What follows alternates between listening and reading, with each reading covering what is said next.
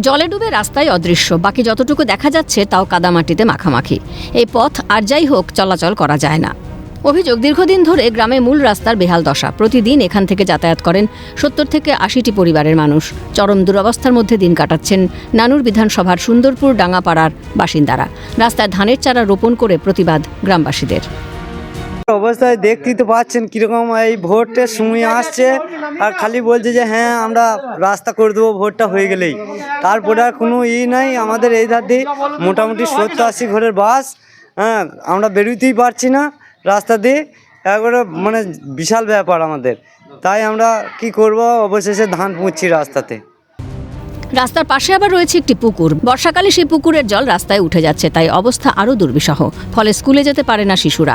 রাস্তা সারানোর দাবি জানানো হলেও কাজের কাজ কিছুই হয়নি। স্কুলে পাঠাতে ভয় পাচ্ছেন অভিভাবকরা, কারণ এই পরিস্থিতিতে যে কোনো সময় ঘটতে পারে বড় দুর্ঘটনা। ভোটের সময় নেতামন্ত্রীরা প্রতিশ্রুতি দেন, কিন্তু ভোট মিটলেই সমস্ত প্রতিশ্রুতি ভুলে যান, এমনই অভিযোগ সাধারণ মানুষের।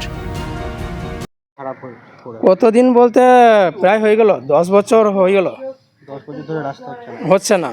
আমরা অভিযোগ করছি, ভোটের সময় আসছে, নেতারা আসছে, আরও পঞ্চায়েতের লোকরা আসছে, দেখি যে রাস্তা, হ্যাঁ ভোটটা দেন। এখানে আমাদের 80 থেকে 90 করে বাস। এই রাস্তায় যা পরিস্থিতি, ছেলে মেয়েরা তো স্কুল আসতে পারছে না। হালকা পানি হলে ঘর থেকে বার হতে পারছি না আমরা। এই পুকুর রয়েছে, পুকুরিতে পড়ে যাইতে কী অবস্থা হবে ছেলেগুলো। আমরা ভয়ে বাচ্চা থেকে ছাড়ছি না, ওই জন্যই রাস্তায় আমরা ধান চাষ করছি। এই গ্রামেই বাড়ি তৃণমূল পরিচালিত থুপসরা অঞ্চলের উপপ্রধান শেখ জামারুলের। তবে তিনি নিজেই জানান তিনি এখন পঞ্চায়েতে যান না। কেন যান না সে প্রশ্নে উপপ্রধান কোনো মন্তব্য করতে চাননি। তবে ঘনিষ্ঠ মহলের দাবি তাকে পঞ্চায়েতে ঢুকতে দেওয়া হয় না। অনেকবার রাস্তার বিষয়টি জানানো হলেও পঞ্চায়েত ব্যবস্থা নিচ্ছে না বলে অভিযোগ খোদ উপপ্রধানের। সমিতিতে পঞ্চায়েতে অনেকবার অ্যাকশন প্ল্যানে দিয়েছে, কাজ আসছে, হচ্ছে না।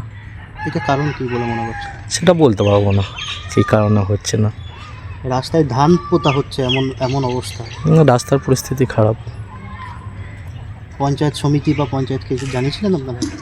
অনেকবার জানানো হয়েছে, তাহলে মানে হচ্ছে না কেন? জানি না কী কারণে হচ্ছে না। আপনি কি পঞ্চায়েত যেতে পারেন? না, আমি পঞ্চায়েত যাই না। পঞ্চায়েত উপপ্রধান হওয়ার পর থেকেই পঞ্চায়েত যাই। তবে কি তৃণমূলের গোষ্ঠীকোন্দলের জেরেই অবহেলিত এই গ্রাম? রাস্তা পাচ্ছেন না গ্রামবাসীরা? উঠছে প্রশ্ন। বীরভূম থেকে অমরনাথ দত্তের রিপোর্ট, ক্যালকাটা নিউজ।